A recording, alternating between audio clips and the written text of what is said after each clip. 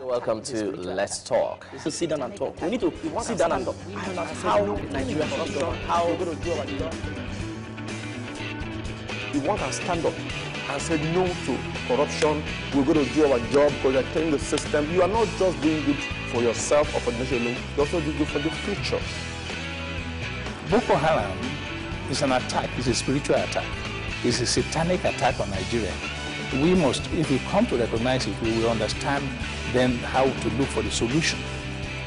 The Sovereign National Conference, how do we want to achieve that in our present system? We need to sit down and iron out how Nigeria should be governed.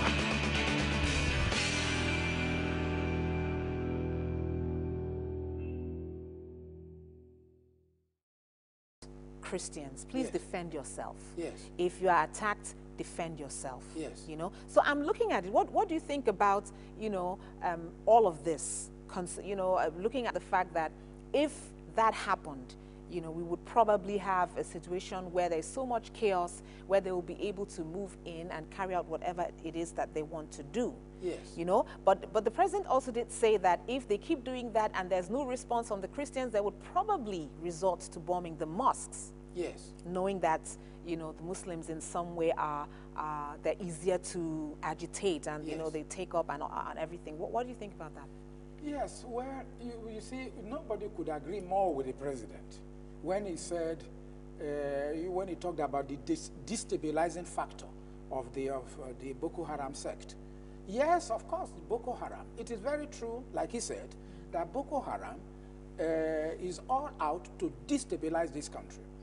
And so you when all of us have agreed that yes, that is the intention of this sect.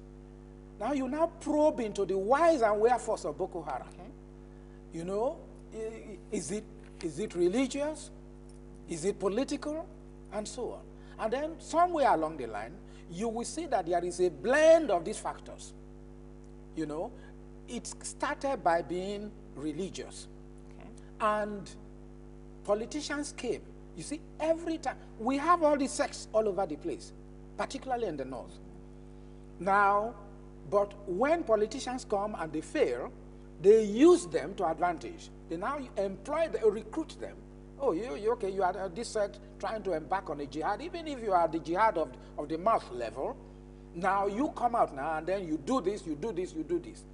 So, failed politicians in the north recruited these people. They said, you are no longer going to stay at the level where you have always been. You will now do this, you will now destabilize this country to make it ungovernable, and that's where the political aspect crept in. So we have that. Now, yes, they are you know, killing Christians, bombing their churches and so on, destroying places. That was originally part of the intention of the sect, that Nigeria as a whole should become an Islamic theocracy.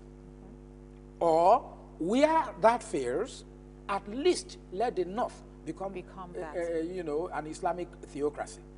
That's what. So, then I think they've suddenly come to realize that it is not possible to make Nigeria an Islamic theocracy. But so, let the North, at least let Sharia rule over the whole of the North. And that being so, let all Southerners go.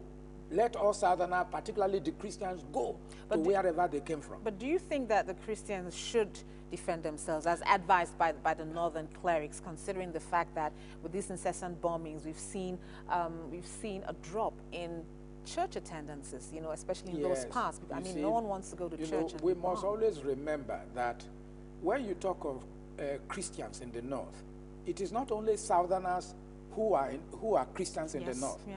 There are northern Christians as well. Where do you want to drive them to now? Every day, every time, every Sunday, every Saturday, every event, they kill them.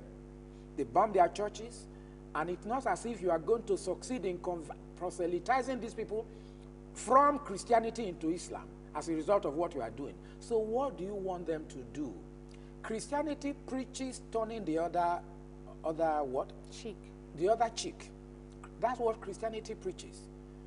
Now, but as far as I'm concerned, although that's what Christianity preaches, a point comes when it is stupid to turn the other cheek, because the other cheek, all the two cheeks are already sore. You have slapped me here. You've given me a thwack to the solar plexus today, this one, and you expect me to turn this one again, and I turn again, and I turn again.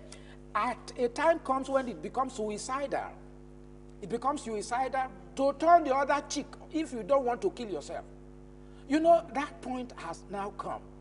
Nobody is saying, okay, there must be reprisal actions against these people, because maybe that's what they want, reprisal actions to create a bedlam in the north so that they can achieve their obnoxious objectives. But then a point comes when it will be stupid for the Christians to turn the other cheek. You probably resort to what we call the Mosaic law. An eye for an eye and a tooth for a tooth. That time will come. It may not have come. Nobody is saying the time has come now. But that time will definitely come if it continues like this. That's my answer. Okay, we're still looking at Nigeria, and we are addressing the state of the nation amid security and corruption challenges. I'm still talking to Chris Akiri, legal practitioner, advisor, social expert, and public policy analyst.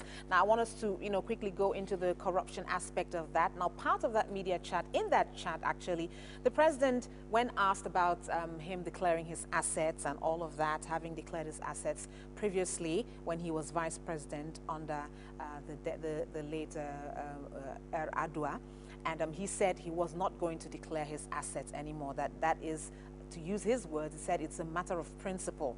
That if it's, it then means that everybody would have to declare their assets. In short, he said he wasn't going to declare his assets. Now, do you think that many people say declaring of assets would help curb corruption? Do you think, with him not wanting to declare, do you think there's any relationship between curbing corruption and declaration of assets? Yes, I answered that question in the affirmative very, very strongly. There is a big relationship between assets declaration and corruption and curbing of corruption. Like this. I mean, it is not for nothing. It wasn't for nothing that the draftsmen of the Constitution, the 50 wise men who drafted the Constitution, put it there. And that's why I brought my Constitution. If you look at section 140 of the Constitution, it says the president, after his election, but before taking over, before beginning to perform, I'm almost quoting, before beginning to perform the functions of that office, must declare his asset. That's what the law says. That's what the law says. And the Constitution is the fundamental law of the land. We call it the Fonset Origo of the Nigerian legal system. Nothing is beyond it.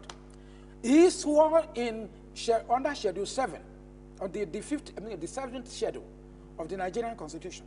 He swore the oath of allegiance and the oath of office, under which he swore to defend the Constitution, the provisions of the Constitution, to the letter, the spirit and the letter of the Constitution.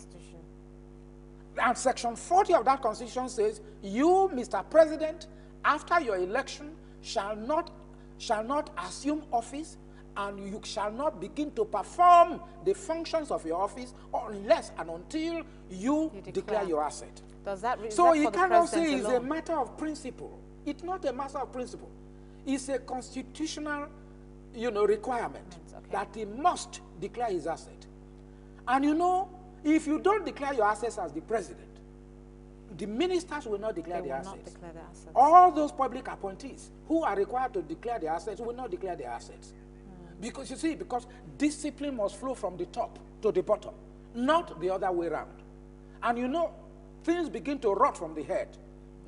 If you see any dead fish, if it begins to rot, look at it very well. The rotting begins from the head. Yes, it begins from the head. So it is. Anyway, he was saying the reason he gave was that it was not going to improve the economy. It doesn't matter. You don't at least fulfill that aspect. Okay, so it is for the president and all public office holders. All public officers. So that we know what you wear when you came in. When you started. Now, and by the time you either resign, or you are turned adrift, or your time is over, we will now look at you again and see what you are in relation to what you were when you came in. So if you corruptly enriched yourself, it will be seen with half an eye. That's the reason why the Constitution insists you must declare your assets. Okay. Yes, to relate what you were to what you now are at the end of the day. Okay. That's the reason. Okay, well, I'm going to have to ask you my last question. Yes, really. Please. Now, you know, with all this thing going on, what do you think really should be the focus of the administration, taking into consideration the many challenges that the country is facing? There's security on one hand, there's corruption on the other. What should be the focus of this administration? The focus of this administration, very wonderful question. Focus of this administration is you must address perfervidly the issue of corruption. Okay. It is the bane of Nigeria's political life, of the socio-political life. Corruption. It is the only thing that stands between us, a rich country, an otherwise rich country, and socio-economic development. Corruption. How do you tackle that? We have these anti-corruption agencies, ICPC, and then EFCC. More particularly the EFCC. They are just there for nothing. Today, they are just there. Come on, empower them. Dissociate yourself from these groups, agencies.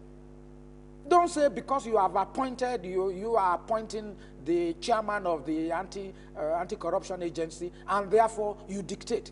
Let them prosecute offenders. Let Nigerians begin to see that offenders are prosecuted and sanctioned in accordance with the law. Okay. Now, so corruption is one thing. And then another thing, take a look at your appointees. Where they are not performing, and you know Nigerians are impatient, and you know you have a definite time within which to deliver the goods, and you know that you are finishing this term in 2015, and therefore you have no time. Where they are not performing, turn them adrift and appoint new ones.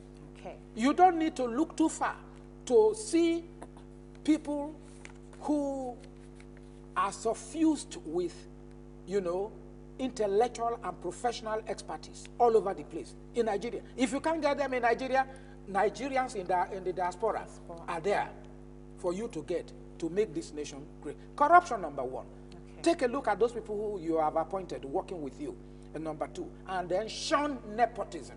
I mean, that's one thing we must tell this president. He must shun nepotism. Well, deal with corruption and shun nepotism. Those are the two very strong words that my guest is rounding up the program with. We have been looking at Nigeria. We looked at the state of the nation amid security as well as corruption challenges. I had been talking with Chris Akiri, who is a legal practitioner. He's also an advisor, a social expert, and a public policy analyst. Thank you very much for being part of today's discussion. And it's certainly not over. We will have another opportunity to talk about this again soon. Thank you very much for being part of the program as well.